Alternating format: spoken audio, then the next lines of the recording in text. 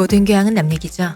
안 물어봐도 알려주는 남 얘기 아날람 174회 방송 3부 시작하겠습니다. 문쌤님, 안녕하세요. 이동규 대표님, 안녕하십니까. 안녕하세요. 쇼우십니다. 저희가 어제 방송을 급하게 마무리를 했어요. 맞습니다. 뭐 이사고 모시고 제대로 못하고 빨리 해야 되기 때문에 네.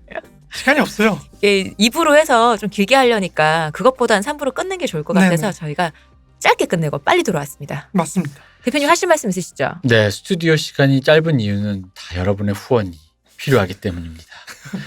더욱더 이렇게 이게 후원이 여러분이 많이 해주실수록 저희가 이 넓은 스튜디오에서 호의호식하면서 케이터링 서비스와 함께 녹음을 할 수 있지 정말? 않을까. 혹시 언제 하고 호의 언제 입어? 이게 얼마나 알찬 내용입니까 지금. 그럼요. 네.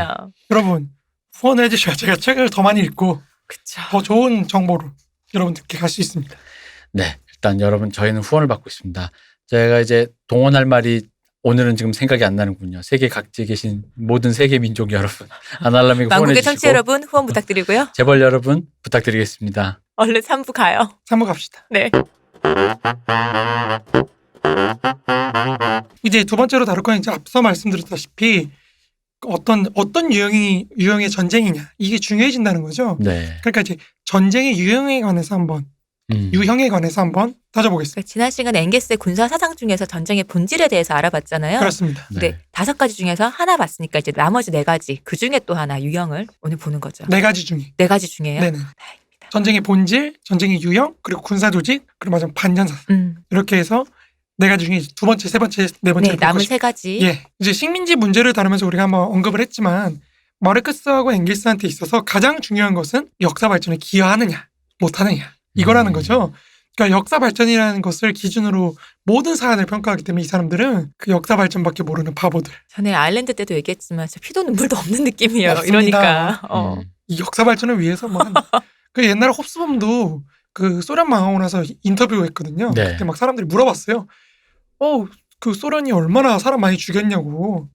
그러고도 당신 공산주의자로 계속 남아있을 수 있냐고 이렇게 했더니 홉스범이 딱 뭐라 그러냐면 자본주의 발전에서 죽은 사람들 한번 생각해보고 그러면은 소련은 그 앞에 폭력이 잊혀지기 전에 너무 빨리 망한 게 문제지 죽은 거 별로 문제 아니야. 한 1억 명 정도 죽어도 돼. 이런 얘기했어요. 이게 찐입니다. 찐이지. 진짜 찐이네요. 역시 영국 형들 맞죠. 근데 영국 형들의 입담이 세상에서 제일 뭔가 이게 턱 쏘는 맛이 있어요. 그럼요. 네. 그 정도는 해야 이렇게 혁명할 수 있는 거예요. 네, 공산주의자 이렇게. 저는 그건 못하겠고요. 아무튼. 아니 근데 사실 그 질문 자체가 너무 의문이어서 그렇죠. 일부러 그렇게 개그처럼 말한 것 같아요. 야, 내가 보기엔 아마 더 크게 얘기했을 수도 있었을 것 같은데 뭐 전 인류가 다 죽어도 사회주의 되면 좋지 뭐 이러면서 근데 차마 그렇게 말씀 안 하신 것 같고 학자로서의 최소한의 품인데 제 생각엔 그 유머 같아요. 블랙 유머일까요? 네, 영국식? 예, 약간 왜냐면 질문 자체가 너무 바보 같다는 생각이 들다 보니까 그럴 수 있죠. 대답이 내가- 뻔하게 유도하는 질문이잖아요. 그러니까 너가 그런 질문하는 의도를 알겠으니까 뭐 그런 건 뭐 이렇게 굳이 얘기해 줄까? 이러면서 장단 맞춰줘? 그 영국 블랙 유머가 어렵더라고요. 이게 네. 진담인지 그건지 모르겠어가지고. 진담 같아요. 근데. 진담이에요 다. 네. 이번에 그 골든글로브 시상식 사회자 그분 영국 그 코미디언인데 진담입니다. 아무튼 가보겠습니다. 네. 그 전쟁도 이제 그런 역사 발전을 기준으로 판단을 한다는 거죠. 특히나 전쟁에 대해서 이제 그 자체로 평가하기보다는 그것이 이제 프롤레타리아트 해방에 도움이 되느냐, 유리한 계기로 활용할 수 있느냐 없느냐 이런 거 굉장히 중요하다는 거죠.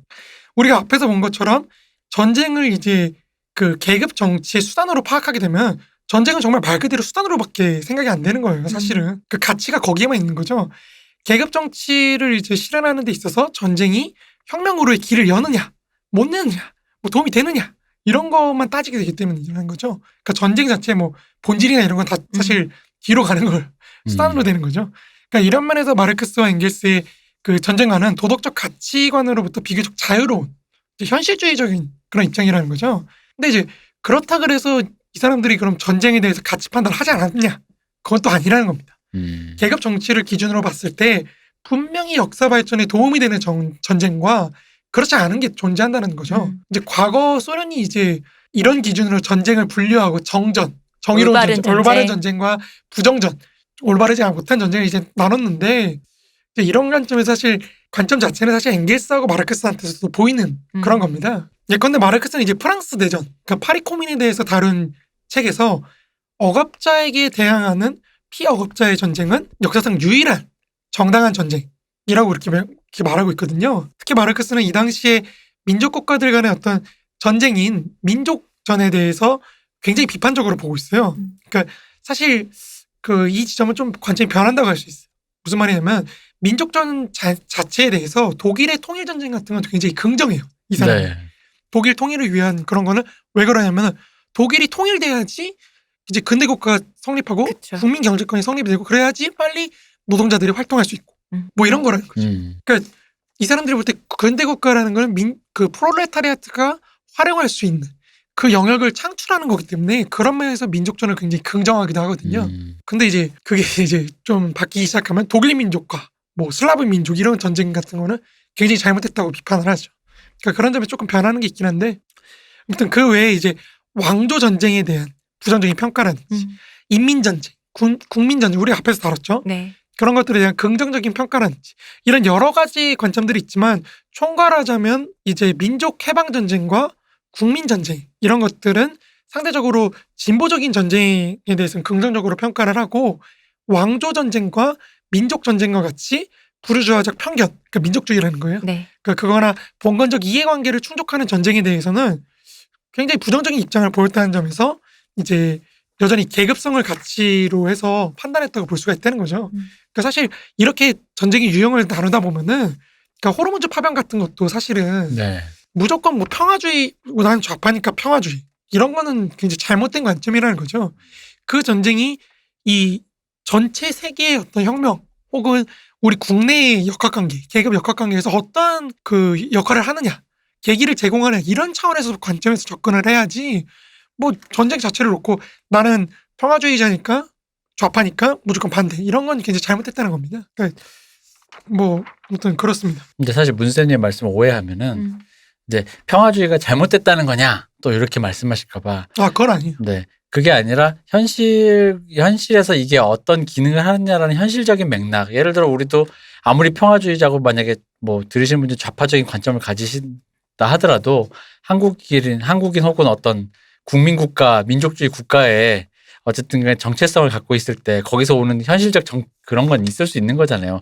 여호와의 증인이기 때문에 총을 안 든다 정도의 그 느낌처럼 나는 좌파기 때문에 군대 안 가겠다. 나는 국민이 아니니 우리 국가를 탈출해서 주민등록증 반납하겠다. 이 정도면 모르겠는데 현실 사회주의가 아닌 상황에서 어쨌든 우리가 처한 조건에서 그런 걸 따져야 된다. 이런 말씀입니다. 대한민국이 전 세계적으로 갖고 있는 역할과 위치가 있잖아요. 수행해야 되는 어떤 것도 있을 것이고 맞습니다. 그거에 대해서 말씀을 하시는 거죠. 네. 또 오해하실까 봐. 네. 그렇죠. 오해하실 수도 있으니까 네. 네. 오해하지 마시라고. 나 그럼 평화 좋아하면 나 나쁜 사람이야? 이럴까 봐. 그런 건 아니죠. 네. 그럼요. 그러니까 이제 그렇다면 이제 마르크스가 역사상 유일한 정당한 전쟁이라고 했던 이제 억압자에 대항하는 피억압자의 전쟁, 다시 말해서 내전이거든요. 이거 사실 내전에 대한 입장은 어땠을지를 한번 보는 게 좋을 것 같아요. 이게 핵심이니까요. 사실 여기서부터 출발해서 대의관계까지 간 거거든요. 앞서 이제 우리가 여러 번 봤듯이 자본주의적 사회 구성체는 결코 완전한 자결성을 갖지 못합니다. 처음부터 세계시장을 전제로 그 속에서 탄생하고 발전했기 때문에 사회 통합과 균열이 주기적으로 반복해서 나타날 수밖에 없다는 거거든요. 그 균열이 나타나지 않았을 때에도 물론 사회 전쟁이라고 표현되는 그런 계급투쟁이 나타나지만 균열이 보다 직접적으로 나타났을 때에는 이 사회 전쟁이 극한으로 치달아서 내전의 형태로 나타날 수 있다는 거죠. 마르크스는 내전을 둘 중 하나가 다른 하나를 착취하는 적대적 계급 간의 우애, 그리고 이 우애가 이제 1848년 2월에 선포되고 프랑스의 모든 감옥과 병학마다 그리고 파리 이마에마다 새겨져 있는데 이게 가장 순수한 산문적 표현으로 나타난 게 내전이라는 거죠. 그러니까 이마에 새겨질 정도라는 거예요. 너하고 나는 적이야. 이런 게 가장 순수하게 표현됐다는 거죠. 그게 쟤는 부르주아, 나는 프롤레타리아 이런 식으로. 그러니까 그렇기 때문에 노동과 자본 간의 전쟁, 그 가공할 형태의 그 표현이 바로 내전이라는 거죠. 레닌은 이제 사실 한 발 더 나아가서 그러한 계급 전쟁이 한쪽의 무장 상태로 이제 무장 투쟁 그걸로 전환되는 기점이 내전이라고 평가를 하거든요. 네. 근데 이제 그건 어쨌든 마르크스 엥겔스랑은 좀 다른 맥락이니까. 근데 마르크스는 어쨌든 개별 노동자에서부터 시작돼서 지역적 규모, 전국적 규모 더 나아가서 세계 시장 내에서 이루어지는 그런 노동자의 조직적인 투쟁이 경우에 따라서 공공연한 폭동으로 표출될 수 있다는 거죠. 근데 이렇게 들으면 갑자기 너무 빨개져요, 방송이. 그쵸. 그걸 봐서 이거 좀 위험한 방송 아니야? 이렇게 생각할 수도 있는데, 그러니까 물론 그렇게 굉장히 위험한 관점이라고 생각하실 수도 있어요. 또 혹은 좀 비정상적이네, 역시. 이석기가 생각을 하고. 그렇게 판단할 수도 있는데, 그렇지만 이제 엥게스는 우리가 그 1895년에 이제 뒤에서 다루게 될 그 소수자혁명과 다수혁명 이거 계속해서 미루는데, 이제 그걸로 이행하는 그 전술을 바꾸는 과정에서도 내전이 궁극적으로 일어날 수밖에 없다고 판단해요. 그러니까 이거는 마르크스와 엥게스의 이론을 파악하면 좀 당연한 건데, 우리가 앞서 보았듯이 이 사회 내에 존재하는 6개 갈등축을 고려하면은 노동자 계급의 해방을 위한 투쟁을 다른 계급, 다른 계층이 받아들이게 하는 그거는 폭력의 사용 없이는 불가능해요. 맞아요. 어떻게 다 설득해 6개 축을. 그러니까 내전은 이 폭력의 사용을 드러내는 방식으로서 사회혁명의 와중에 반드시 나타날 수밖에 없는 사건이라는 거죠. 그러니까 결과라고 생각하시면 될 것 같아요. 오히려 그럴 수밖에 없어 라는. 그러니까 역사상 존재했던 모든 정치적 운동 사회 변화는 한 집단이 다른 집단에게 자신의 의지를 강요하면서 그 의지에 맞게 사회를 폭력적으로 변화시키는 과정이었다는 거를, 그 사실을 고려하면 사실 마르크스와 엥게스의 이 관점은 단순히 프롤레타리아트를 선동해서 정상적으로 기능하는 사회를 뭐 붕괴시키고 이런 게 아니라 사회의 변화 과정에서, 사회 구성체 이행 과정에서 필연적으로 나타날 수밖에 없는 폭력 행위를 내전이라고 명명했다고 볼 수 있다는 거죠. 그러니까 여기까지 들으면은 방금 말씀하신 것처럼, 그러니까 우리가 너 얘 이제 꼬셔가지고 전쟁을 하자라는 느낌보다는 그냥 자연스럽게 갈등 상태가 극한으로 치달아서 그렇죠. 결국은 대립으로 가게 됐다는 어떤 순차적 흐름에 대해서 말씀하신 거라는 생각이 들어요. 전 여기까지 듣고 보면은 한 19세기까지만 해도 사회 그 노동 자체가 불법이었잖아요. 사회민주 이런. 그렇죠. 그게 이해가 가요. 그래요. 그 노동자들이 이렇게 영국에서도 한창 왜 19세기 이럴 때 모여 있지도 못하게 맞아요, 하고 맞아요. 자꾸 모여 있으면은 데모하고 이러니까, 아니면 뭐 공장을 파업하고 막 이러니까 사회주의자들을 범법자로 처음부터 낙인 찍었던 게 어느 정도 이해는 가요. 굉장히 지배적인 이것들 모여서 내전하려고 한다 뭐 이런 느낌이라서. 그러니까 앞서 우리가 정당한 전쟁으로 다뤘던 민족해방운동과 유럽 국가들 간의 전쟁 등은 모두 이 내전을 어떻게 촉발시키고 가속화시키느냐, 이 관점에서 그 정당성이 판별된다는 거죠. 특히나 이들 정전 개념에서 굉장히 흥미로운 지점이 방어전쟁이라는 건데, 그에 따르면 이제 방어전쟁은 그 반대물인 이제 침략전쟁이나 뭐 정복전쟁 이런 것과 단순히 누가 먼저 공격했냐 혹은 누가 전쟁의 계기를 제공했느냐 따위의 어떤 그런 걸로 개념이 구별되는 게 아니라 이제 누가 더 혁명에 유리하냐 뭐 이런 게 중시가 된다는 거죠. 누가 더 진짜 혁명밖에 모르는 네. 바보들. 누가 더 진보적이며 혁명으로 전환될 가능성을 갖고 있느냐 뭐 이런 거라는 거죠. 그러니까 예컨대 사회주의 국가의 자기 방어라든지 혁명 세력이 수행하는 전쟁이라든지 이런 것들은 당연히 방어범 전쟁인 거예요. 이거 긍정적인 거예요. 그러니까 나중에는 소련이 이제 자기 영토 확장을 이런 식으로 옹호를 하거든요. 내가 영토를 넓히는 게 사회주의에 도움이 되는 거고, 사회주의에 좋은 건 인류 역사 발전에도 좋은 거니까 정당한 전쟁이야. 체코, 아프가니스탄, 그러니까, 근데 여기까지만 들으면 확실히 갈등이 최고조로 왔기 때문에 결국 내전으로 갈 수밖에 없는 상태. 왜냐하면 아까 그 우리 시온이 방금 말씀하셨던 것처럼 갈등의 원인은 제거를 안 하고, 그렇죠. 그 상태만을 없애려고 하거나 그것만을 겁내기 위해 노동자를 와해시키고 갈등은 존재하는데, 근데 그랬을 때 그것이 임계점에 다다랐을 때 결국 내전. 근데 사실 이거는 다른 의미로 묵시록적 예언 같은 거잖아요. 그러니까 그렇죠. 잘해라라는 거지. 그렇게 잘하려면 어떻게 돼? 프롤레타리한테 권한을 주고 부르짖어 니들이 착취하는 것도 들주고. 맞습니다. 사실 그런 얘기잖아요. 그러니까 맞습니다. 내전, 그러니까 이게 사실 왜냐하면 이게 이걸 반대하는 사람의 논거가 이거를 이용해서 말할 수 있단 말이에요. 저희 아버지 살아생전 같으면. 그러니까 이 계속해서 소환당하시는 빨갱이들이 이래가지고 사회 불안을 해서, 그러니까 사회 사람들을 선동해가지고 그치. 사회를 이렇게 좀 멀쩡히 돌아가고 있는 대한민국을 전쟁으로 또 지금 소요 사태를 일으키려고. 근데 이걸 그게 아니라 원래 이건 냅두면 그렇게 되니까 그 전에 그럼 뭐 다른 의미로 뭐 그렇게 좋아하시는 민주주의라면 민주주의적으로라도 갈등을 제거해 주라 이거지. 그 맞습니다. 갈등이 뭐냐? 아니 뭐 예를 들어 동일방적 그때 얘기를 돌아가자면 그럼 여공들이 달라는 임금을 더 주고 뭐 이렇게 그들이 원하는 노동시간 지켜주고 그럼 왜 그러겠어? 맞습니다. 그 이제 그렇게 이렇게 얘기가 그쪽으로 돌아가야 되는데 우리 사회가 웃긴 게 뭐냐 이 얘기가 이런 식으로 돌아가는 게 아니라 그러기 때문에 이 사상이 잘못했다고. 그쵸. 네, 하는 거죠. 이 노동자들의 이런 그런 꼬드김이 선동이 결국은 불안정한 소요 사태를 만들려고 하는 이런 아주 악랄한 괴뢰군들이다 이런 맞습니다. 생각하는 거죠.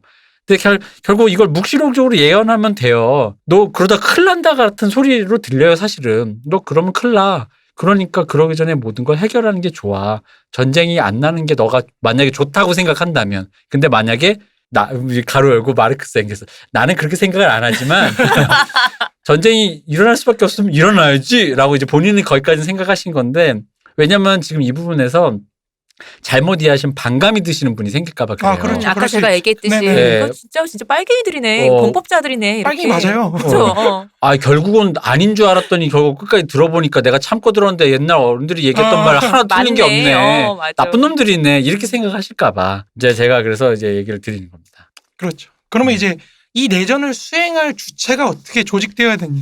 노동자 프롤레타리아들이 어떻게 조직되어야 되냐. 그 군사 조직에 대해서 이제 알아봐야 된다는 겁니다. 네. 그래서 이제 세 번째 프롤레타리아트 군사 조직으로 넘어갑시다. 이제 이런 정당한 전쟁, 다시 말해서 내전을 수행할 군사 조직을 어떻게 생각했는지 한번 살펴봐야 된다는 거죠. 마르크스와 앵겔스는 이제 왕조 국가의 상비군과 부르주아 근대 국가의 국민군에 대응되는 이제 프롤레타리아트 군사 조직이 어떠한 형태를 지니고 있어야 되는지 이제 1848년 그 혁명의 네. 순간부터 고민을 많이 해요. 왜냐면 사실 그때는 진짜 전쟁이 일어나고 있었고 그쵸. 네. 제가 말은 안 했지만 이 사람들이 주요하게 활동했던 독일 지역에서는 정말로 그 독일 민주적인 독일을 형성하기 위해서 그 프랑크푸르트 국민회의라는 게 설립이 돼가지고 거기서 진짜 전쟁을 해요. 그 전제 국가들하고 절대주의 국가들하고 막 전쟁을 하고 난리가 나요. 실제로 반혁명 세력들도 막 군사 끌고 오고 그러니까 앵겔스도 거기에 참여를 해요. 실제로 이 사람이 거기에서 가가지고 막 총 쏘고 군대 지휘하고 막 그랬거든요. 이 사람이 재밌는 게 나중에 죽을 때까지 여담이지만 이 사람이 즐겼던 스포츠가 뭐냐면 여우사냥. 그러니까 내가 언제든지 말 타고 총 쏘면서 군대를 지휘할 수 있어야 되기 때문에 그거 훈련한다고 그거 사냥하셨어요. 귀족들이 하던 거 아닌가요, 맞아요. 그거? 지금 앵겔스 말씀하시는 네네. 거죠? 아니 그러니까 그럼 앵겔스 집에 여우 모피가 되게 가득 있었겠네요. 뭐 그럴 수 있죠.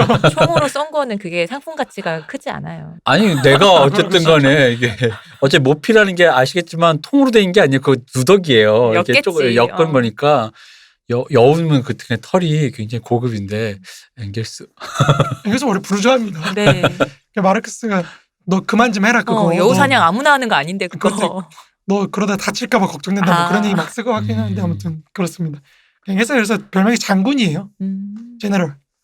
장군이었는데 이 사람이 군사적으로는 꽤 일가견을 이뤄가지고 네.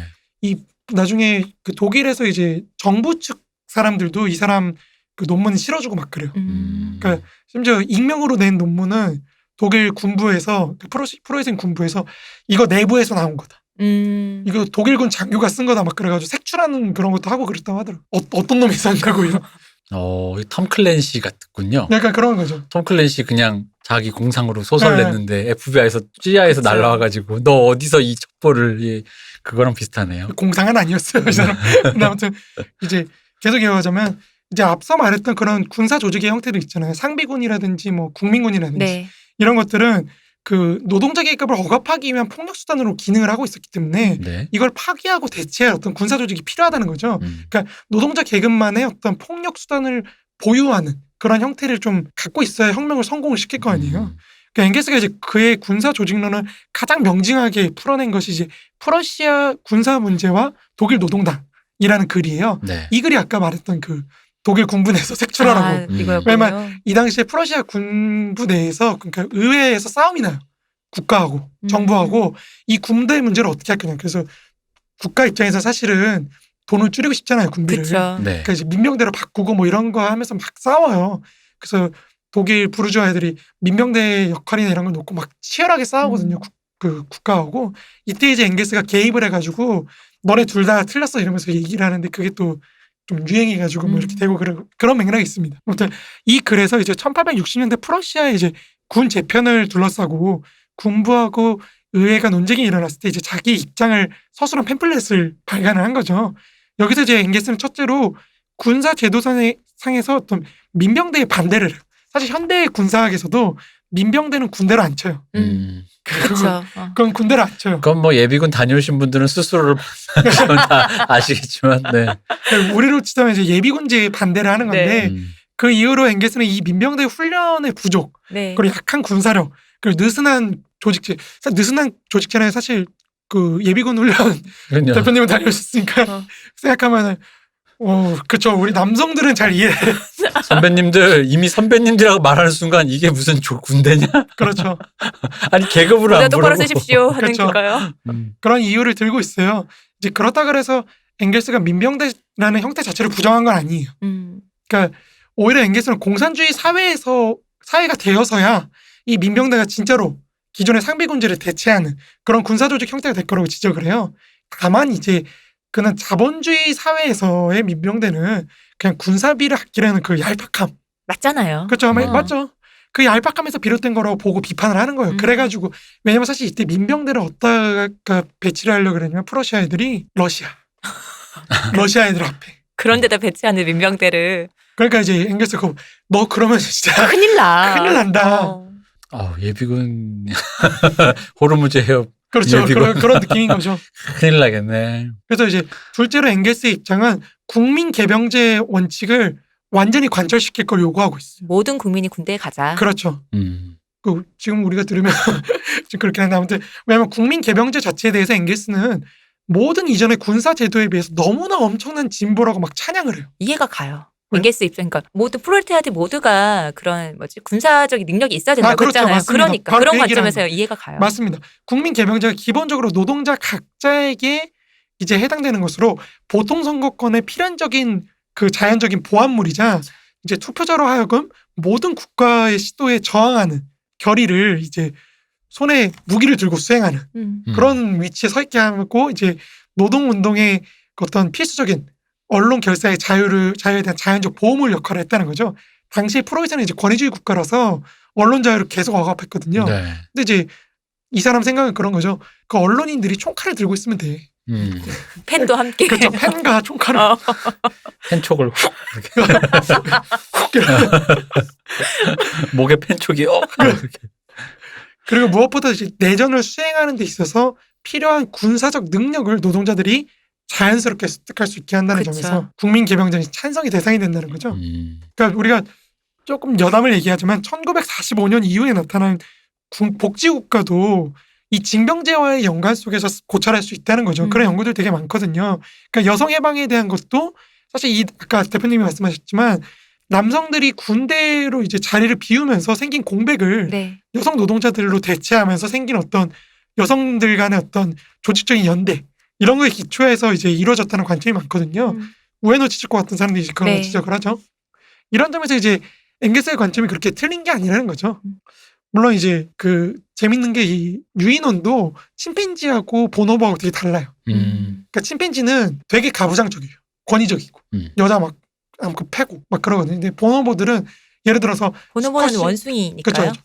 둘 다 수컷이 네. 둘 다 원숭이죠. 네네. 근데 수컷이 암컷을 뭐 폭력적으로 하잖아요. 그러면 보노보 암컷들이 몰려가서 때려요. 수컷을.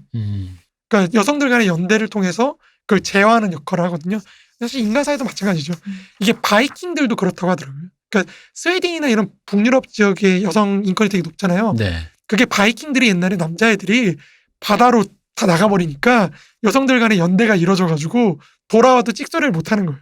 그리고 바이킹들도 여성들도 많았다고 하니까요. 그렇죠. 그런 네. 것도 있고요. 그러다 보니까 이제 뭐 이렇게 되는 건데 아무튼 그건 여담입니다. 네. 이제 정리를 하자면 엥겔스는 국민 개병제의 실현과 느슨한 군 조직체인 민병대의 해체를 통해서 프러시아 국가의 군대를 강력하게 조직할 것을 권고를 해요. 이제 그걸 통해서 왼쪽에는 프랑스, 보나파르티즘의 프랑스가 있고 오른쪽에는 독일을 축으로 놨을 때 러시아 전제 국가가 있죠. 짜리즘 국가가 있죠. 네. 이 둘 다 이제 조져놓기를 바란 거죠. 프러시아 군대가 강력해야지 우리가 권력을 장악했을 때 그 강력한 군대를 갖고 쓸 수 있다 그렇죠. 이걸. 보나파르티즘도 박살내고 러시아 전제주의도 박살내고 이런 걸 생각하고 있다는 거죠. 하나 더 있는데 그 말을 안 하네요. 일단 양쪽에 있는 적을 다 없애고 그 다음은 너야 너. 아, 그렇죠. 프로이센 너야. 그렇죠. 너가 키운 군대로 이제 맞아봐야지라고 하는 뒷말이 빠져 있네요. 맞습니다. 네. 뒷말을 안 해야 키울 거 아니냐. 그렇죠. 네. 그러니까 어쨌든 국민 개병제를 통해서 프러시아군 자체를 프롤레타리아가 장악할 수 있는 기반을 만들어내서 혁명으로 바꾸는 그런 가능성을 탐구하고 있다는 거죠. 그리고 또 여담을 한마디를 하자면 엥게스는 이제 반뉴링론 2편하고 그것을 저술하기 위한 준비 작업을 하면서 이제 여러 글을 써요. 네. 거기서 이제 보병의 전술과 그 물질적 기초라는 글을 쓰거든요. 이 논문이 사실 굉장히 유명한 논문 중에 하나인데 여기서 이제 그 사람이 이제 엥게스가 자신의 어떤 군사관의 핵심인 기술 발전과 경제적 토대가 군사 문제에 미치는 영향력을 이제 계속 규명해낸다는 거죠. 우리가 뒤에서 얘기한다 그랬던 건데 이제 그에 따르면 보병사를 쭉 한번 개괄해봤을 때 근대 보병사를 개괄해봤을 때 전쟁 시의 어떤 군사 조직이나 전략 전술 등의 많은 군사적 문제는 기술의 발전, 다시 말해서 소총의 발전 과정에 따라서 이제 어떻게 바뀌는지 확연한 변화를 겪었다는 거죠.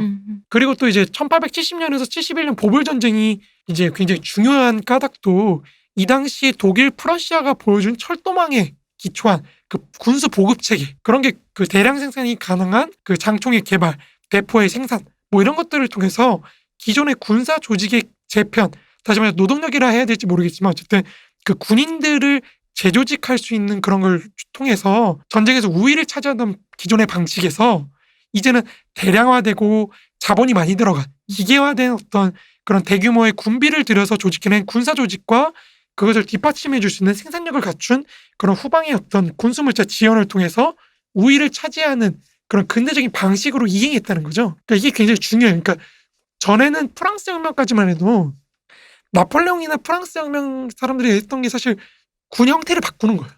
보병의 배치나 이런 걸 바꿔가지고 그 인간 조직을 바꿔가지고 밀어붙이는 거였거든요. 네. 근데 이제 이쯤에 오면 대량 생산이 되는 거예요.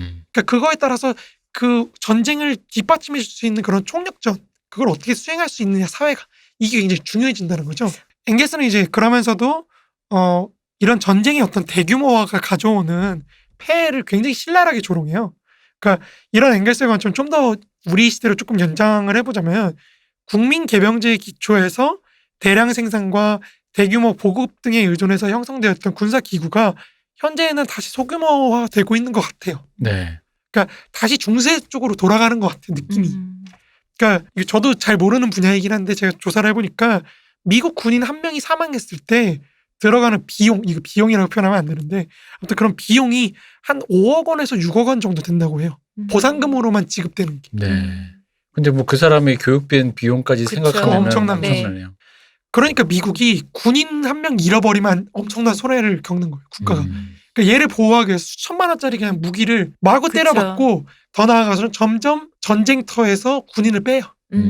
이제 맞아요. 인간을 투입 안 하는 그런 방식으로 자동화와 기계화와 이런 걸로 가는 거거든요. 그러니까 그게 더 싼 거죠, 사실은. 그러니까 인간 노동력의 가치가 점차적으로 상승하면서 국가가 이제 국민 개병제와 같은 대규모 무장보다는 소규모화 그리고 로봇의 도입, 뭐 AI의 도입 이런 걸 통해서 인민으로부터 다시 폭력을 가져가는 이제 여기에 더하면 군사 기업체들 이런 것들도 있겠죠. 용병제 같은 거. 네. 이 이라크 전쟁이 그런 식으로 치러지거든요. 네. 그러니까 그러다 보니까 역설적이게도 인간 자체의 존엄성은 굉장히 떨어지는 그렇죠. 뭐 이제 그런 상황이 펼쳐지는 거죠. 그러니까 어떻게 보면은 인류 역사가 이제 그 인간 노동력이 좀 풍부해서 그걸 어떻게 조직할 것이냐 그거에 맞춰져 있다가 다시 중세적으로 돌아가는 그런 상황이 될 수도 있는 거죠. 네, 최근에 어디 그런데 공습하는 거 보면 그 드론으로 무슨 맞습니다. 네, 공습하면서 근데 그거를 실제로 행하고 있는 거는 실제 사람인 군인인데 마치 게임하듯이 우리가 무슨 비행 게임하듯이 그걸 폭격하고 이런 걸 하는 거 나오잖아요. 맞습니다. 그러니까 인간성에 대한 소외나 이게 더 커지는 것 같네요. 이제 다시 돌아가자면 이런 상황에서 1871년 파리 코민이 딱 터지니까 이제 엥게스의 군사조직론은 거의 완성 단계에 이르게 됩니다. 이 코민을 보면서 아 이게 진짜 노동자의 군사조직 그렇죠. 이렇게 되는 거죠. 앞서 말했던 내전이 이제 프랑스 파리 코민을 통해서 나타나고 심지어 프롤레타리아트 계급이 이제 바로 직접적으로 권력을 장악하게 되자마자 마르크스와 엥게스는 파리 코민을 이제 막 추적을 하면서 그들의 국가론을 완성을 시키거든요. 이 과정에서 마르크스는 이제 그의 가장 중요한 테즈 중에 하나인 노동자 계급은 기존의 국가기구를 단순히 접수하는 것이 아니라 그것을 자신의 목적에 맞게 변화시켜야 한다. 이런 입장을 파리코민을 통해서 다시 한번 확인받는 거죠. 그럼으로써 이제 자기 국가론을 완성을 시키는 거거든요. 여기에 이제 기존의 국가기구라는 것은 이제 사실 상비군과 관료제입니다. 네. 근데 이거를 프롤레타리아트 자신들의 목적에 맞게 변화시킨다고 할 때는 그걸 대체할 수 있는 군사 조직이 무엇이냐? 이게 바로 이제 프롤레타리아트 무장이라는 거라. 근데 이게 프롤레타리아트의 무장, 이게 프롤레타리아트 독재라는 그 말까지 연결되는 맞습니다. 거잖아요. 같이 연결되는 거죠. 네. 모든 프롤레타리아트가 무장하고 모든 프롤레타리아트에 의해서 지배되는 사회. 맞습니다. 근데 이렇게 되면은 여기서부터 이게 약간 거기랑 비슷한 얘기가 들려요. 그 미국의 그 보수 공화당 사람들이 그렇죠. 자기 무장, 네. 미국 시민들의 그 약간 모두가 자존심, 총을 가지고. 자존심이라고 할 수 네. 있는, 그리고 나한테 무기를 뺏을 수 없는 권리, 나한테 왜 무기를 뺐냐라는 거랑 사실 여기서 그러니까 왜냐하면 그분들이 반발하는 내용도 여기에다 대입해 보면 되게 비슷해요. 맞아요. 예를 들어 부르주아가 프롤레타리아 니들 무장한 거 다 내놔.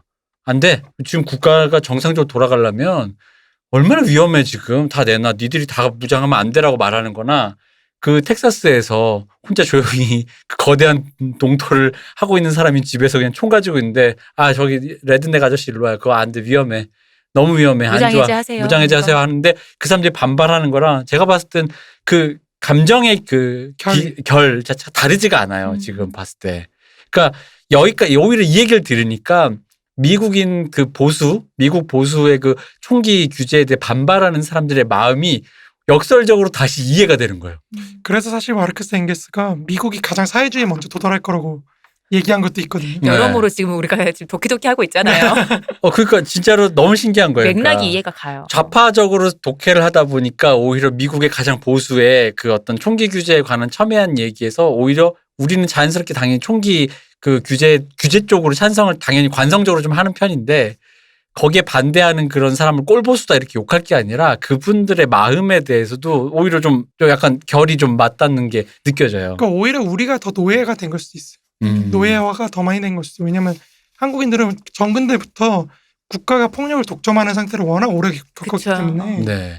이제 그런 거가 사실은 그렇게 익숙하지 않은 거죠. 우리 지난 시간이 아니지 저번에 지난 시간 맞군요. 박 박사님 표현에 의하면 모두 젖어들어서. 뭐 네. 그럴 수. 그러니까 네. 저는 옛날에 사실 고대 그리스 로마 공부하면서 제일 놀랐던 게 세금을 안 내요. 그 사람들은 세금을 안 내는 거.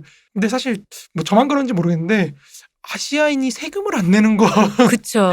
이해가 안 되는 현상이라는 거죠. 근데 그 사람들은 이제 그런 식으로 살더라고요. 그러니까 자기 자유 의지에서 돈을 내는 거예요. 국가가 뭐 운영하는데 필요하니까 내가 돈을 내겠다. 그래서 기부금 형식이군요. 그렇죠. 그래서 부자들이 되게 고귀해지는 거예요. 플라톤이나 이런 사람들이 그런 게 부자들이 아리스토텔레스나 이런 사람들이 그 부자들을 자꾸 옹호하는 게 그 사람들은 그거를 되게 영광으로 여겨요. 노블리스 오블리저를 네, 하니까. 약간 그런 느낌으로 생각하는 거죠. 여러분 후원은 영광입니다. 그리고 다른 귀족적. 나 물뿜을 뻔 지금. 아니 근데 진짜로 역시 오늘도 좋은 거 건져갑니다. 세상은 역시 복잡하네요. 복잡하죠. 그러게요, 진짜. 다면적이고. 빨간 얘기를 지금 계속 하고 있는데 갑자기 미국 우위기 이해하고. 그러니까 이 얘기 정말로 옛날 저희 9.11 때로 해서 다큐 만들었던 마이클 무어가 그토록 그 찰턴 헤스턴부터 해서 총기협회 그렇게 비웃었는데 그렇게 볼만 아니다라고 가서 얘기해주고 싶을 정도의 얘기예요. 정말. 과연 이것을 어떻게 봐야 되는가. 맞습니다. 옳다 그르다의 문제가 아니라 어떻게 이해하고 어떻게 봐야 될까에 대한 얘기를 한번 정말 좋은 얘기였던 것 같습니다. 이게. 그래서 프롤레타리아트 무장은 기존의 상비군제가 아니라 노동자 계급이 이제 독자적인 군사 조직을 보유해야 된다는 입장에서 나온 건데요. 이제 기존의 국민 개병제에 입각한 국민군조차도 사실 여기서 비판의 대상이 돼요. 그러니까 국민 개병제 같은 거 있잖아요. 네. 앞에서 다뤘던. 왜냐하면 근대 국가는 삼권 분립에 의거해서 이제 행정부, 입법부, 사법부가 분리돼 있잖아요. 네. 근데 파리코민이라는 그 국가기구는 행정부와 입법부가 통합돼 있어요. 그래서 입법을 하자마자 바로 실행할 수 있는 거예요. 그리고 그걸 바로바로 소환해서 고칠 수가 있어요. 또 인민들이. 그러니까 무장한 프롤레타리아트가 바로 자신들의 대표자인 그 의원들을 바로 소환해가지고 자기 마음에 안 들면 언제든지 바꿀 수 있는 거예요. 저 순간 총살인 줄 무장했다 그래서. 총살을 하죠. 총을 모두가 갖고 있으면 그 아, 공화당 그치. 또 입장을 또 굳이 대변해서 총을 모두가 갖고 있으면 의외로 안전하다는. 네. 그렇죠. 이제 그러니까 여기에 더해서 코민은 군사 조직, 다시 말해서 프롤레타리아트 무장까지 겸비한 것으로 상권 분립의 기초에서 행정권과 입법권이 분리돼서 나타나는 대표자와 인민자 간의 분열을 극복한 정치 형태로 이제 직접적인 행정의 실행과 입법의 수행 그리고 그것을 관철시키는 폭력의 보유까지 동식으로 나타나는 행정의 형태라는 거죠. 그러니까 그런 형태의 정치체예요. 사실 저는 근데 마르크스주의자지만 이게 좋은 체제인가에 대해서 사실 조금 의문이 있어요. 저는. 저도 조금 갸웃하게 네네. 돼요. 그러니까 이게 옳다 그르다 맞다 아니다가 아니고요. 좀 이렇게 판단을 보류하게 돼요. 네, 이게 이거에 정말 대해서는 정상적으로 기능을 할 것인가 이거에 네, 대해서 좀 고민과 생각을 조금 해봐야 고민이 될 것 생겨요. 같아요. 왜냐면 상권 분립을 한 이유가 있잖아요. 네. 그렇죠. 그런 이유들이나 이런 거 생각을 해봤을 때 저도 여기 사실 조금 그러니까 제가 여러 번 말씀드렸듯이 이게 이 사람들의 분석, 사회 분석에 대해서는 제가 동의를 많이 하는데 이 혁명의 방법에서 보면 그게 좀 기능할까? 그러니까 이런 생각이 드는 거죠. 근데 실제로 이 파리코민이 결국 마지막에 결국 뭐랄까 아주 폭압적인 진압을 당하잖아요. 네, 진압당하고 해체되는 과정에서도 사실 이게 결코 맞는 건 아닌 것 같다라는 걸까 그런 순간에 드러나는 게 그때 사실 그 군사 그쪽에서 이제 진압당할 때도 그 군 조직 자체가 각자의 이해 정파에 따라서 그러니까 너무 그러니까 흔히 말하는 사공도 많고 결정하는 주체도 너무 많다 보니까 그런 것도 있긴 하나로 통일되지 못하는 어떤 맞아요. 그런 것들 때문에 그래서 좀 마르크스가 네. 사실 중앙 조직화를 제대로 못했다고 비판하거든요. 네. 그러니까 그런 식으로 그러니까 뭐냐면 이게 모두에게 이게 뭐 좋게 얘기하면 모두에게 모든 권한을 준 것이고 그 사람들이 모두에게 공평하게 발언권을 가지고 우리 모두가 테이블에 올라가서 우리 모두가 정하자라는 얘기인데 이게 다른 의미로 얘기하면 우리 흔히 말하는 할 땐 해야지. 근데 할 때 바로 그때 폭력적인 진압이 들어올 때 할 때 하지 못한 거죠. 거기다가 그렇죠. 문제는 모두의 권한이 있다 보니까 거기 파리코민 같은 서적 이런 데 보면은 각 이해 정파가 서로를 불신했다고. 맞아요. 그런 거 예. 있어요. 죄가 뭐 그러다 보니까 남들이 지금 쳐들어오고 있는데도 우리끼리 못 믿으니까 약간 그런 게 있다 보니까. 그러니까 모두에게 권한이 있으니까 그럼으로 인해서 파리 이외의 지구로 확장되기가 굉장히 어려웠겠다는 생각도 맞습니다. 들고요. 네. 실제 세계에서의 과연 그것이 과연 이게 갸웃하게 되는 거죠. 조금 그런 게 있습니다. 제가 네. 마르크스주의자긴 하지만 네. 저도 이 부분을 계속해서 좀 연구를 하고 있는데 워낙에 분량이 적으니까 네, 그렇죠. 짧죠. 이게. 이끌어낼 수 있는 게 좀 한계가 있어가지고 어쨌든 이제 웬이라는 학자가 이러한 사실에 근거해서 이제 국민 개병제와 프롤레타리아트 무장의 차이를 5개 정도로 구별을 해요. 그러니까 첫 번째는 이제 국민 개병제와 다르게 프롤레타리아트 무장은 방어를 위한 것이 아니라 공격, 다시 말해서 사회 변혁을 위한 조직이며 둘째로 국민 개병제가 보통 선거권의 부속물이라면 프롤레타리아트 무장은 계급투쟁하고 통합되어 있다는 거죠. 그리고 셋째로 이제 국민 개병제가 부르주아적 자유민주주의의 어떤 부속물로 독립해 있다면 이제 프롤레타리아트 무장은 삼권 분립에 기초하지 않은 그러니까 입법과 행정을 총괄하는 무력으로서 코민과 결합이 돼 있다는 거예요. 네. 그래서 코민과 프롤레타리아트 무장은 같은 말이라는 거죠. 그리고 넷째로 국민개병제는 이제 국가 재정의 그 감소 좀 네. 싸게 하려고 그런 걸 목표로 하지만 프롤레타리아트 무장은 그렇지 않고 다섯째로 상비군의 해체라는 그런 형태를 볼 때 국민개병제는 이제 그 상비군을 폐지 혹은 흡수하는 것을 지향하지만 그렇죠. 프롤레타리아트 무장은 그것의 분쇄를 지향한다는 거죠. 그런 면에서 좀 차이가 있다는 겁니다. 근데 이것도 역시 미국 관점으로 보면 되게 재밌는 것 같아요.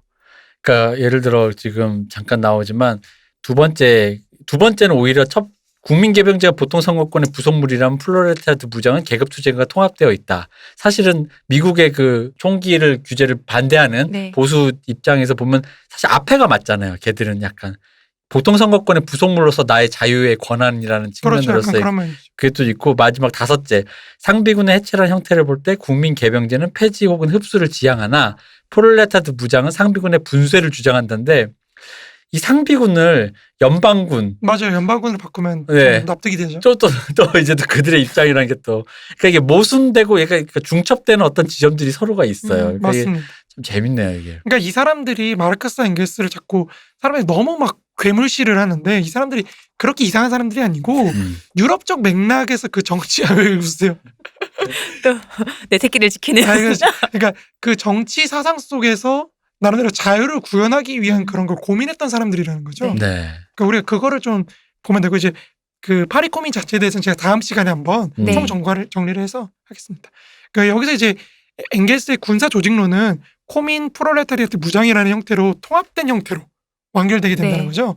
이를 통해서 이제 마르크스와 엥겔스는 왕조국가 그리고 부르주아 민족국가의 상비군 국민개병제를 대체할 공산주의적 군사 조직과 정치체에 대한 그들의 이론을 완성한다는 거예요. 그러니까 이 사람들, 그러니까 자꾸 마르크스 엥겔스의 이론이 현실에서 실현이 안 됐다고 얘기하는데 이 사람들부터는 실현된 거예요 이미.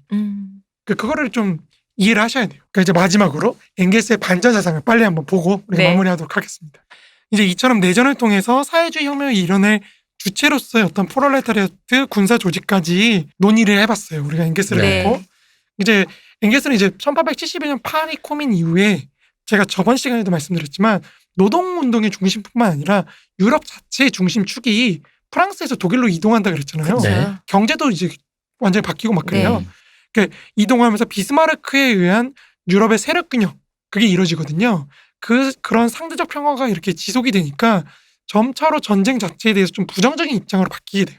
엥겔스가. 이게 이제 왜냐면 유럽의 상대적인 안정이 기초해서 이제 홉스범이 말하는 그 자본의 시대, 네. 네. 그 자본의 시대, 자본의 발전과 함께 노동자 운동의 전진이 이제 굉장히 순탄하게 이루어지거든요.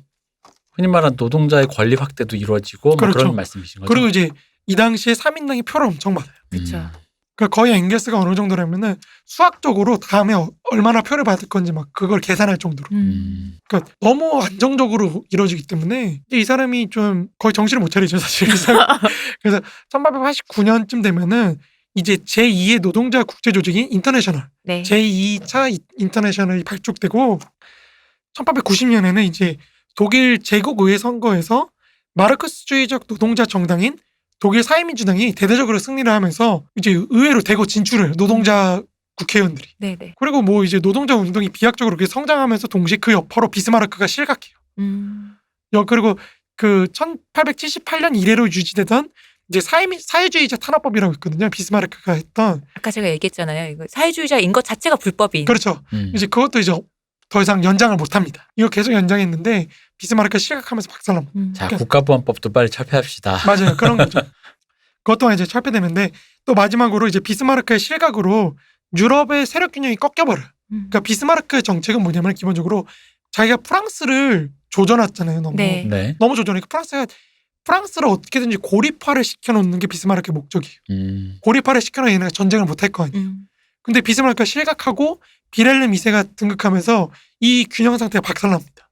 거의 20년 동안 유지됐던 이 균형 상태가 박살나고 러시아가 이제 프랑스하고 연결이 됩니다. 네. 그리고 영국도 독일에 대해서 반대적인 입장을 가지고 그러니까 오히려 독일이 고립되게 되는 상황이 펼쳐지는 거거든요. 당연히 뭐 적의 적과 손을 잡겠죠. 그렇죠. 그래서 이제 러시아, 프랑스 동맹과 오스트리아, 이탈리아, 독일의 3제 동맹이라는 두 가지 축으로 유럽이 양분돼 버려요. 그리고 세계 전쟁이 이제 터질 것 같은. 이게 사실 마르크스가 1871년에 이미 예언을 했던 거예요. 익숙합니다. 이 구도. 네. 지금 우리 많이 봤던 거죠. 네네. 네. 그러니까 이런 것들이 이제 복합적으로 작용하면서 나타난 거죠. 이게 특히나 이러한 변화의 근간에는 자본주의적 사회 구성체가 지니고 있던 사회 통합 능력이 민주화의 진전 속에서 상당히 크게 늘어났다는 점. 이게 반영이 된다는 거죠. 그러니까 보통 선거권이 기만, 그러니까 지배계급의 보나파르티즘이 이용하듯이 네. 기만의 도구에서 해방의 도구로 전환되었다. 우리가 쓰면 해방의 도구가 그렇죠. 되는 거죠. 그리고 그 방법을 독일 사회민주당이 보여줬다고 생각을 한 거예요. 그래서 엥겔스도 1891년에도 기존의 혁명 전략을 어떻게 민주주의의 전진이라는 이 시대적 상황에 맞춰서 재구성할 수 있을까 이걸 고민했다는 거죠. 이 대체 전략이 이제 1895년 엥겔스 사망 직전에 나오는 그 소수자 혁명과 다수자 혁명 이제 그거라고 할 수 있다는 겁니다. 아무튼 간에 이제 이러한 시대적인 변화 속에서 엥겔스는 혁명 운동의 그 역량을 어떻게 보존해서 사용할 수 있을까? 이걸 고민하게 된다는 거죠. 어쨌든 엥겔스는 내전을 아까 중시한다 그랬잖아요. 네. 그래서 네. 그 결정적인 시기가 올 때 어떻게 행동하게 할 수 있을까? 이거를 고민하는 거예요. 그때까지 이 역량을 잘 보존시켜가지고 결정적인 순간에 빡 내전으로. 특히 이제 엥겔스는 당시 유럽 사회를 짓누르던 군국주의적 분위기가 자기 모순에 의해서 붕괴될 수밖에 없다는 그런 점을 분명히 인식하고 있었지만 그러한 붕괴 과정에서 이제 노동자 운동의 어떤 혁명적인 역량 또한 같이 붕괴되지 않을까. 잘 싸우고 있던 게 이게 다 사라질 그렇죠. 것 같으니까. 그런 두려움에 휩싸이게 된다는 겁니다. 그래서 전쟁을 혁명의 전파수단으로 생각하던 이전의 관점을 바꾸는 거죠. 이제 1890년에서 1895년 말년이거든요. 이때 엥겔스는 오히려 평화 유지가 안정적인 노동자 계급의 혁명 역량을 이제 보존하면서 공산주의로의 이행을 가능하게 하는 그런 길을 열 거라고 봤다는 거죠. 만약에 이런 평화 유지가 실패하게 됐을 때 이 닥쳐올 파국은 이제 상상도 할 수 없는 겁니다. 이미 이제 1887년에 엥게스는 다음과 같이 한번 묘사를 했어요. 시호님이 한번 읽어주시면 좋을 것 같아요. 마침내 프러시아와 독일에게는 세계전쟁 이외에 그 어떠한 전쟁도 더 이상 가능하지 않다. 그리고 그 세계전쟁은 일찍이 상상조차 할 수 없는 규모로 나타나는 폭력적인 전쟁일 것이다. 800에서 900만의 병사가 서로 학살하고 그러한 과정에서 전 유럽을 그 어떤 메뚜기 떼가 한 것보다 더욱 심하게 황폐화시켜 버릴 것이다. 80년 전쟁의 황폐함이 3, 4년에 압축되어 전 유럽에 확산되고 기아, 질병, 그리고 첨예화된 궁핍에 의해 나타나는 군대와 인민 대중의 도덕적 타락, 무역, 산업 및 총파산으로 귀결된 신용제도 등 인간이 만든 기관의 절망적인 혼란, 한타스의 왕관이 포도 위에 나뒹굴어도 아무도 죽는 사람이 없을 정도로 낡은 국가와 그것의 전통적인 국가 이상의 붕괴, 모두가 어떻게 끝날 것이며 누가 승리할 것인가에 대한 절대적 예측 불가능. 하나의 결과만이 절대적으로 확실하다. 즉 노동자 계급의 궁극적 승리를 위한 조건의 완전 고갈과 회복. 이것이 이제 무려 세계전쟁이 터지기 거의 30년 전에 나온 예언이라는 거죠. 그 정확하다 못해 사실 미래를 마치 본 것과도 같은 그런 섬뜩함까지 좀 엿볼 수 있는 이 예언이 마장군님. 앵장군. 앵장군입니다. 앵장군님. 네. 네. 이 예언이 이제 1914년에 실제로 실현됐죠. 그렇죠. 세계전쟁으로. 네. 네. 그러니까 물론 엥겔스는 이제 혁명에 대한 대의를 갖고 있었기 때문에 노동자 계급의 승리를 위한 조건이 완전 고갈되더라도 언젠가는 회복될 그렇죠. 것이다. 마지막에 회복이라고 하셨으니까요. 네네. 그거를 굉장히 믿었지만 이제 이러한 세계전쟁이 일시적으로 혁명운동을 후퇴시킬 것이며 기존에 성취한 모든 것들을 박탈해버릴지도 모른다는 그런 우려와 걱정이 이 글에서도 보이는 거죠. 이 전에 한번 말씀하셨잖아요. 이 혁명으로 이것을 노동자들이 이거 성취하자고 했는데 민주주의가 발달함에 따라서 그렇게까지 안 해도 되겠는데 민주주의로 해도 되겠는데라고 이제 말년에 바뀌었다고 하셨었잖아요. 그러니까 이런 절대적 예측 불가능성에 노동자 계급을 밀어넣는 어리석음을 독일 노동자당이 범해서는 안 된다는 거죠. 그렇죠. 물론 역사는 이제 독일 노동자당이 이제 그런 그쵸. 우를 범했다는 걸 우리는 우리에게 알고 있죠. 여과 없이 보여줬죠. 그러니까 당시 유럽에서 전쟁이 연기되고 있는 이유로 엥게스는 첫째로 무기의 급격한 발전이 그 훈련을 시켜야 되는데 너무 빠르다 보니까 그걸 따라잡지 못하는 거죠. 그래서 이거를 능숙하게 사용할 수 있을 때까지 이제 훈련 시간이 좀 필요하다. 그게 첫 번째고 두 번째로 누가 승리할지 장담을 못하겠는 거예요. 그러니까 이 불확실성이 이제 두 번째 거라는 거죠. 그러니까 이 두 가지 요소로 인해서 미뤄지고 있지만 전쟁의 가능성이 계속해서 늘어나고 있다는 거죠. 점증하고 있고 이러한 상황에서 노동자 계급은 어떤 전략을 취해야 될 것인가. 이게 말년 엥겔스가 계속 고민했던 거예요. 그러니까 앞서 말했듯이 엥겔스는 민병대가 이제 공산주의적 사회에서는 반드시 필요한 것이라고 지적을 했고 그것의 구체적인 조직 형태로 이제 프롤레타리아트 무장이라는 걸 개념화했다 그랬잖아요. 네. 근데 이제는 평화 유지를 하면서 어떻게 상비군주를 점진적으로 프롤레타리아트 무장 혹은 민병대 형태로 이행시킬 것이냐. 이게 노동운동의 새로운 지향점이 된다는 거죠. 그러니까 엥겔스는 특히 군비 경쟁의 책임이 독일 제국에게 있다고 봤어요. 독일 제국의 팽창력과 함께 알자스 로렌 지방에 대한 어떤 점유가 프랑스로부터 빼앗았잖아요. 그렇죠. 그게 이제 군비 경쟁을 촉발했기 때문에 군비 경쟁을 시작한 책임이 있는 바로 그 나라가 이제 군비 축소를 주도해 가야 된다. 이렇게 주장하면서 독일의 원죄란 그렇죠. 대체. 독일 주도의 평화적인 어떤 군비 축소를 새로운 혁명 전략으로 내세우게 돼요. 엥겔스는 이제 현존하고 있는 유럽의 상비군 체제가 군비 부담으로 인해서 인민의 경제적 파탄, 보편적 선멸전, 다시 말해서 절대전을 야기할 위험이 있다면서 인민의 총무장에 기초한 민병제로의 혁명적 전환을 통해서 이제 전쟁의 가능성을 없애는 그런 걸 주장한다는 거죠. 근데 이거 약간 해걱제 비슷하게 약간 그런 비슷한 느낌이죠. 좀 네네. 그런 게 좀 있어요. 인간의 어리석음이라. 그리고 뒷말은 여전히 빼놓고 있네. 어쨌든 내가 무기를 가지고 다음 얘기는 생략한다. 약간 이런 게 있네요. 이제 상비군제를 점진적으로 민병제로 전환시키는 과정은 기술적으로나 군사적인 관점에서 못할 게 없음에도 불구하고 그걸 왜 실천을 못하냐라고 했을 때 결국에는 권위주의적 왕조 체제라는 어떤 정치 체제 그거라는 어떤 국내적인 이유 다시 말해서 노동자 계급의 성장을 공포로 느끼는 부르주아와 봉건 귀족 간의 어떤 정치적 연합에 있다는 거죠. 그러니까 독일 제국이. 그래서 엥겔스는 이제 에르푸르트 강령에서도 독일의 정치체가 황제 체제인 것을 공격하지 않는다면 다시 말해서 민주화를 추구하지 않는다면 아무것도 성취할 수가 없다고 맹렬하게 비판을 해요. 카우츠키하고 베른슈타인을. 근데 실제로 이 둘이 그거를 추구를 안 해요. 그러니까 독일 제국의 민주화에 대해서 네. 말하지 않아요? 그다지 그렇게 그냥 자연스럽게 되겠지라고만 얘기를 하고 그래서 앵게스가 사실 이걸 계속 비판하거든요. 너네 왜 이거 안 그렇게 해? 나이브하게 할 일이 아니다. 그런 거죠.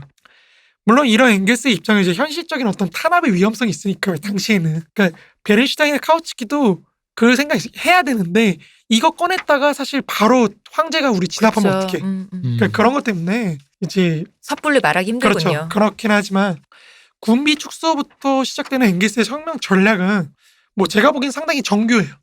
복무 기간의 어떤 단축을 통한 상비군의 민병대로의 전환 및 대체를 통해서 사회주의의 승리를 위한 장애물 역할을 하고 있는 그 세계전쟁의 위험 첫 번째로, 네. 두 번째로 부르주아 폭력기구로서의 상비군제를 동시적으로 무력화시켜가지고 반혁명의 가능성을 차단하려는 앵게스의 어떤 전략은 제가 보기엔 정말 뛰어난 것 같아요.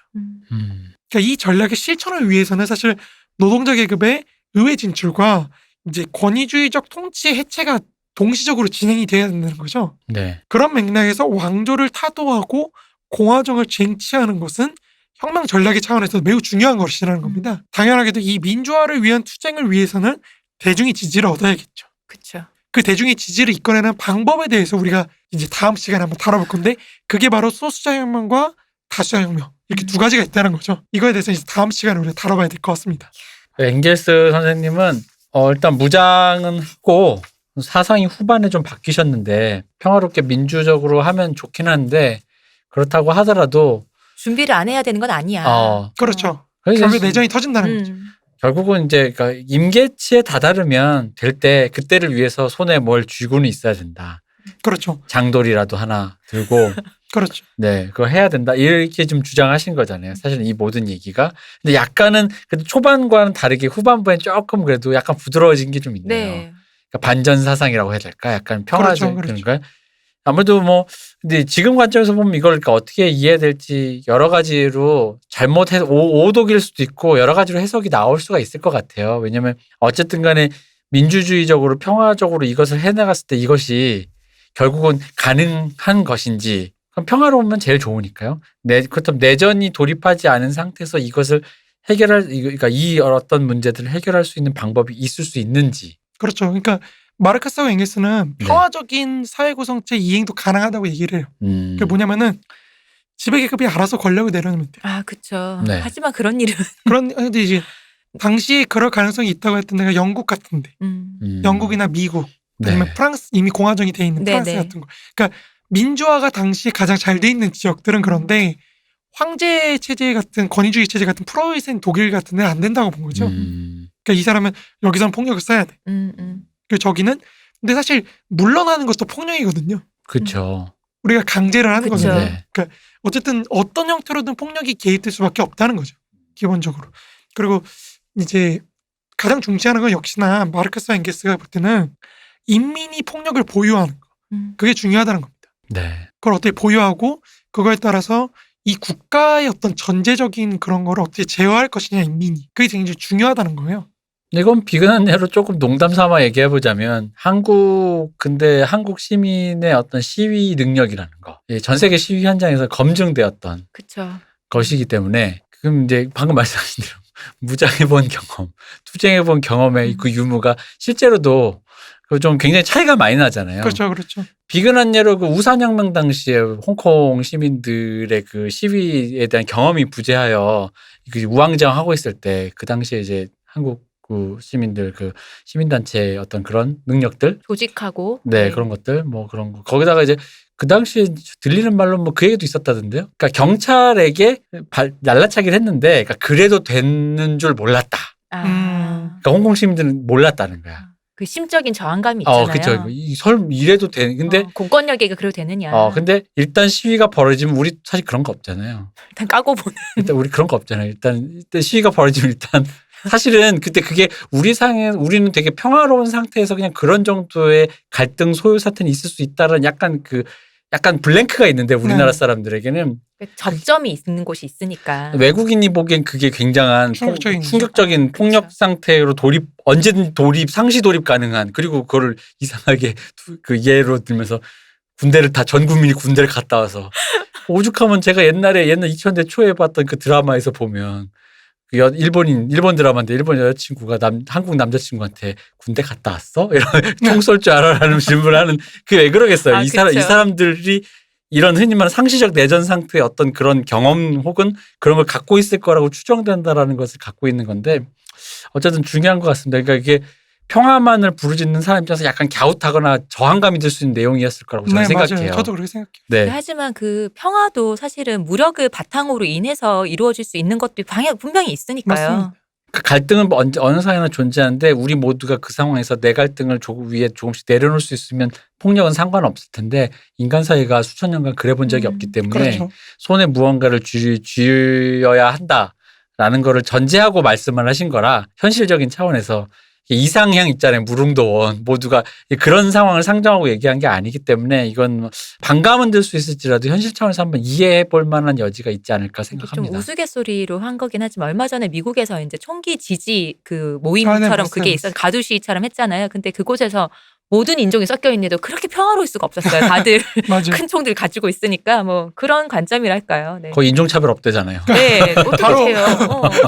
근데 이게 그러니까 이거를 반말감이 될 수 있는데 이 사람들의 사고 체계를 이해하면 좀 이해가 돼요. 이 사람들이 볼 때는 기본적으로 국가라는 거는 원래 사회에 복무하기 위해서 나타난 기구인데 네. 이 기구가 나타나고 나서 시간이 지나니까 오히려 사회 위에 올라서게 됐다는 거죠. 오히려 그죠? 시민을 억압하고 그렇죠. 그 사회 위에 올라서게 된 가장 기초적인 기반이 무엇일까라고 연구를 해보니 폭력을 국가가 독점하는 폭력을 것이더라. 독점하고 있고 또 관료제라는 형태로 또 분업 상태에서 사회 전반을 아우를 수 있는 능력을 갖게 됐다는 거죠. 그러니까 이 사람들이 볼 때는 이 관료제를 타파하고 인민이 자기 힘으로 자기 업무를 수행하게 하고 그리고 어떻게 국가로부터 폭력을 박탈해서 인민이 자기 무력으로 국가를 강제하는 그런 체제를 만들 것이냐. 그러니까 국가를 다시 사회에 종속시키는 시스템을 어떻게 만들 것이냐. 이런 거 고민했던 거기 때문에 우리가 그렇게 볼 때 사실 그렇게 특이한 게 아니라는 겁니다. 네. 네. 그러니까 우리 민주주의 차원에서 충분히 고민할 지점을 던져줄 수 있다는 거죠. 네. 그러니까 우리 사회에 존재하는 갈등을 해결하는 요소 중에 하나로서 어쩔 수 없이 존재해야 되는 폭력에 대해서 그렇죠. 그렇다면 그 폭력을 어떻게 사용하고 누가 전유할 것인가라는 문제를 다루고 있는데 그렇죠. 우리가 사실 좀 평화롭게 살다 보니까 사실은 그 부분을 이렇게 애둘러 모른 척하고 지나가 약간 없는 사람 취급한 건 있어요. 폭력이라는 수단을. 맞습니다. 왜냐면 전 국민이 군대를 다녀옴에도 불구하고 그걸 사실은 있어서 폭력이라는 생각이 안 들죠. 그죠. 그리고 또 군대 간 친구는 휴가 나올 때나 보지. 거기서 뭐 하고 있는지 모르니까. 그러다 보니까 그 반감이라는 게 어디서 오는지도 좀 한번 성찰해 볼 필요가 있다는 거죠. 맞습니다. 저는 단순히 그냥 내가 평화로니까 이 얘기는 좀 그래가 아니라 반감 자체에 대해서도 한번 성찰해 볼 필요가 있어요. 맞습니다. 뭐 일단 저희는 이제 스튜디오 시간을 네. 넘었기 때문에 마지막 한마디만 더. 네. 네. 그러니까 이게 왜 폭력이 중요하냐면은 보통 사회 계급 간의 어떤 적대 이런 거는 둘 다 정당한 권리를 갖고 있기 때문에 벌어져요. 그러니까 나는 그러니까 예를 들어 자본가하고 노동자라고 했을 때 자본가는 내가 너의 임금으로 너를 샀잖아요. 그러니까 너의 노동력을 사용할 권리가 있는 거고 이 노동자는 노동력이라는 상품의 소유자로서 내 상품의 가치를 최대한으로 유지하고 보존할 수 있는 그런 권리를 갖고 있는 거거든요. 그러니까 더 사용하겠다는 사람과 덜 사용해서 가치를 유지하려는 사람 간의 권리 충돌이거든요. 네. 이걸 해소할 수 있는 건 폭력밖에 없어요. 그러니까 그런 의미에서 폭력이 사실 사회 전체에서 이미 상시적으로 나타나고 있다는 점. 그러니까 그거를 생각하시면 조금 부정적인 감정이 좀 덜하지 않을까 네. 그렇게 생각합니다. 그리고 또 폭력이 단순히 사람 때리는 이런 거 말고도 그렇죠. 좀 더 사회 갈등 요소 차원에서의 폭력이라는 조금 더 약간 수사적인 느낌으로도 상상하셔도 조금은 좀 이 부분을 좀 이해하시기 좀 수월할 것 뭐 같습니다. 맞습니다. 부딪히고 그 안에서 일어나는 갈등에서 일어나는 어떤 것들 뭐 그런 맞습니다. 양상들을 그냥 그렇게 볼 수 있으니까요. 네. 오늘은 정말로 오늘은 아니라 오늘 내일이 돼버렸어요. 네, 지금 벌써 시간이 내일이 하루가 지나버렸어요. 죄송합니다. 제가 저희 1박 2일 동안 녹음했어요. 그래도 거의 20페이지 넘게 했어요. 네. 그러니까요. 아주 고생 많으셨어요. 목 아프시죠? 죽겠습니다. 빨리 가서 시원한 맥주 한잔 하시죠. 문세님 고생하셨습니다. 고생하셨습니다. 이동규 대표님 고생하셨습니다. 고생하셨습니다. 감사합니다. 쉬우셨습니다.